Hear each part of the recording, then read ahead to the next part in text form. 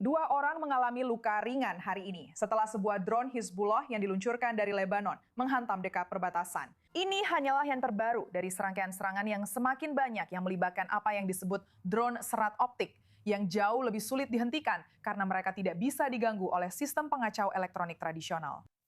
Pejabat Israel sekarang mengatakan bahwa pemerintah mengalokasikan sekitar $700 juta untuk menghadapi ancaman ini setelah drone-drone tersebut dilaporkan menewaskan 3 tentara dan 1 warga sipil dalam beberapa minggu terakhir. IDF sudah mulai memasang jaring kawat pelindung untuk pasukan di lapangan.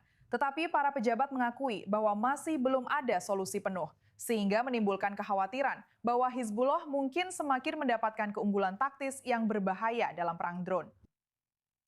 Sekarang saya ingin beralih ke tamu-tamu kita di studio. Kita masih bersama analis keamanan kita, Yakov Lapin, dan analis urusan internasional kita, Dan Perry.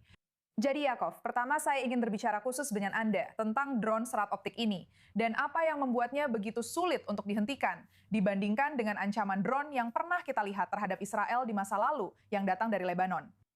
Seperti yang Anda katakan di pengantar Anda, mereka tidak bisa diacak sinyalnya. Jadi itu membuatnya jauh lebih sulit untuk menghentikan mereka, karena ketika berbicara tentang quadcopter yang memiliki motor listrik kecil ini, deteksinya selalu sulit, baik mereka terhubung ke kabel serat optik atau tidak.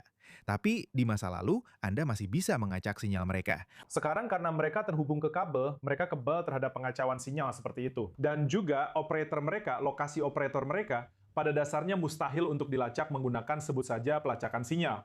Jadi, apa artinya itu? Itu berarti harus ada pencarian solusi yang dipercepat. Sekarang sudah ada solusinya. Perusahaan pertahanan Israel telah mengembangkan solusi, dan startup juga telah mengembangkan solusi. Dan saya pikir kita akan mulai melihat solusi-solusi itu di medan perang dalam hitungan minggu atau bulan paling lambat. Solusi-solusi itu termasuk drone interceptor, drone yang akan dioperasikan oleh IDF, yang bisa menabrak atau menembaki drone-drone ini. Solusi itu termasuk alat bidik senjata terkomputerisasi yang bisa dipasang di dalam satu regu. Kamu bisa punya 1 atau 2 tentara dengan alat bidik senjata terkomputerisasi, dan mustahil meleset begitu target terlihat. Kamu juga bisa punya laser atau senapan mesin yang terhubung ke sensor. Nah, sensor-sensor ini juga sangat penting. Drone-drone ini tidak bisa terdeteksi oleh radar. Pada dasarnya, mereka terlalu kecil. Jadi kamu bisa menggunakan sensor optik atau sensor akustik. Itu semua juga sudah ada, tapi intinya adalah mempercepat proses ini, membawanya ke medan perang, dan membuatnya bisa digunakan. Ini adalah perlombaan melawan waktu. Saya ingin beralih ke kamu, Dan membicarakan tentang apakah kita akan melihat Israel mungkin meminta bantuan ke Ukraina untuk mengatasi masalah-masalah ini. Kamu tahu, jelas itu belum terjadi karena hubungan dengan Rusia. Tapi apakah sekarang itu bisa berubah? Saya pikir itu bisa saja terjadi, karena meskipun seperti yang dikatakan Yakov, ada banyak langkah penanggulangan yang bisa diambil, beberapa aspeknya sangat sulit ditangkal. Kita bisa mengharapkan drone-drone ini akan menjadi semakin canggih, semakin sulit dideteksi, semakin sulit ditangkal, dan semakin murah. Ini adalah bagian dari perang asimetris dasar, di mana kelompok jihadis, aktor non-negara, atau aktor negara yang memiliki keterbatasan dapat menciptakan kemampuan ofensif yang luar biasa dengan investasi yang sangat kecil. Maksud saya, doktrin keamanan baru Israel pada dasarnya berbicara tentang mencegah musuh memiliki sarana. Tapi ketika sarana itu sangat murah untuk didapatkan, itu menjadi masalah besar sekali. Sekarang, keunggulan Israel tentu saja adalah bahwa negara itu merupakan salah satu kekuatan teknologi terkemuka di dunia, dan juga salah satu pusat inovasi teknologi tinggi dunia. Jadi, Anda bisa berasumsi bahwa Israel melalui perusahaan rintisan, melalui investasi pemerintah, melalui perusahaan teknologi pertahanan yang cukup besar, dan telah ada selama puluhan tahun, akan menemukan jawabannya. Namun, tetap saja, ini adalah prospek yang sangat sulit untuk dipertimbangkan.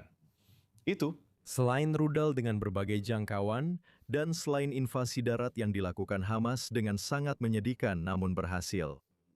7 Oktober.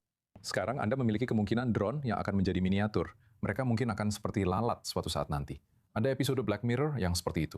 Dan saya pikir itu mungkin tinggal sekitar 5 tahun lagi. Ukraina, karena kebutuhan, berada di garis terdepan dalam hal ini. Dan Ukraina, tentu saja, memiliki, Anda tahu, salah satu dari 3 kepala pemerintahan Yahudi utama di dunia.